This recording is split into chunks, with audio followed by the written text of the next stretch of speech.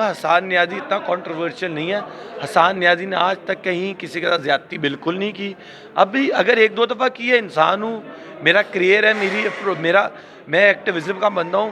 کبھی میں over reach کیا ایک دو دفعہ، اس کی معذرت کرتا ہوں. جہاں غلط ہیں سزا بھی بھگتنے کو تیار ہیں. ویلکم ناظرین، دی پاکستان ڈیلی کے ساتھ قمر زمان بھٹی آپ کی خدمت میں حاضر، اور اس وقت حسان نیازی ہمارے ساتھ موجود ہیں.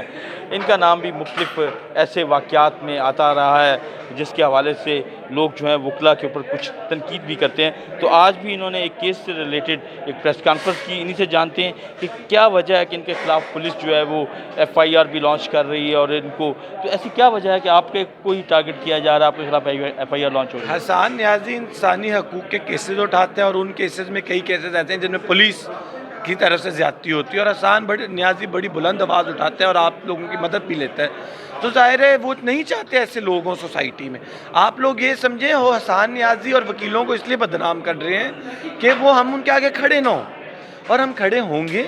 اس بدنامی کے باوجود آج کھڑے ہوئے آپ کے سامنے، کیونکہ ہمارا اپنا ضمیر کا سودا کبھی ہوا نہیں اور ضمیر مطمئن ہے. حسان نیازی نے کبھی کچھ غلط نہیں کیا.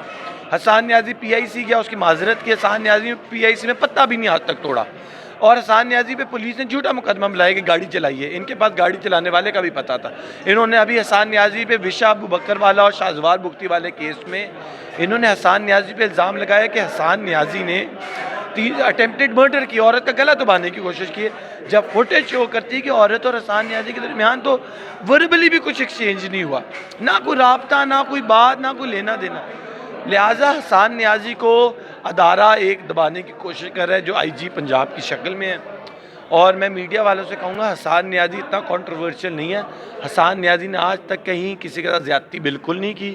اب بھی اگر ایک دو دفعہ کی ہے، انسان ہوں، میرا کریئر ہے، میں ایکٹیویزم کا بندہ ہوں. کبھی میں اوور ریچ کیا ایک دو دفعہ، اس کی معذرت کرتا ہوں. جہاں غلط ہیں سزا بھی بھگتنے کو تیار ہیں.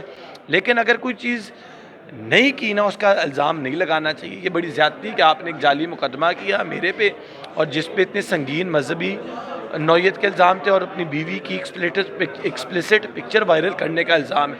وہ کھل کے ریسٹورنٹ میں کھانے بھی کھا رہا ہے، وہ وانٹیڈ ہے، لیکن اس کو کوئی پکڑتا نہیں ہے.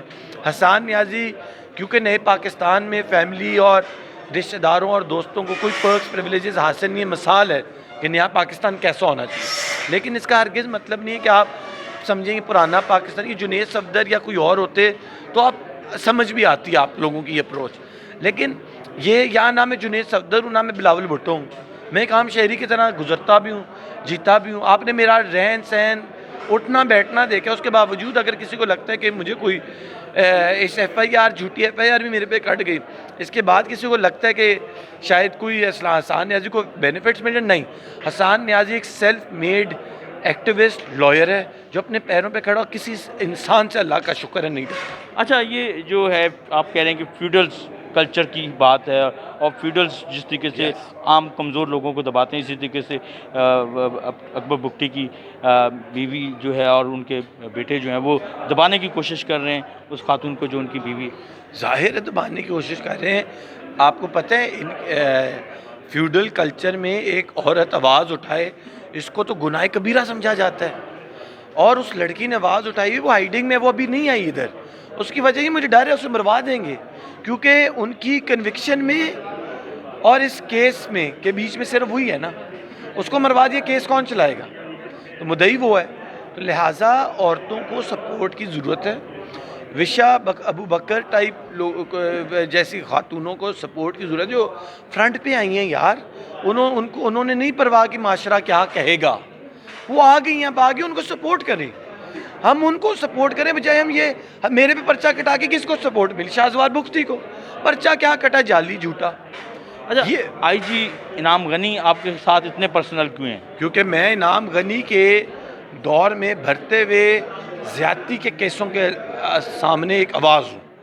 اور انعام غنی کو ریلائز کرنا چاہیے پرسنلی لیتے ایکٹیوسٹ کی کرٹیسزم. اگر انعام غنی ایسی حرکتیں کرے گا تو کیا کر رہے ہیں؟ ایک بندہ ہے جس پہ گستاخ رسول کا الزام ہے، اس کی سپورٹ ہی کر رہے ہیں نا. آپ خود بھی وزیر اعظم کے بھانجے ہیں، تو آپ کو کوئی تھوڑا بہت پرویلیج حاصل نہیں ہے؟ آپ کو کچھ نہیں تحفظ ممکن ہونا بھی نہیں چاہیے، اور نہیں ہے، بالکل نہیں آپ کے سامنے، بلکہ الٹا رگڑ دیتے ہیں.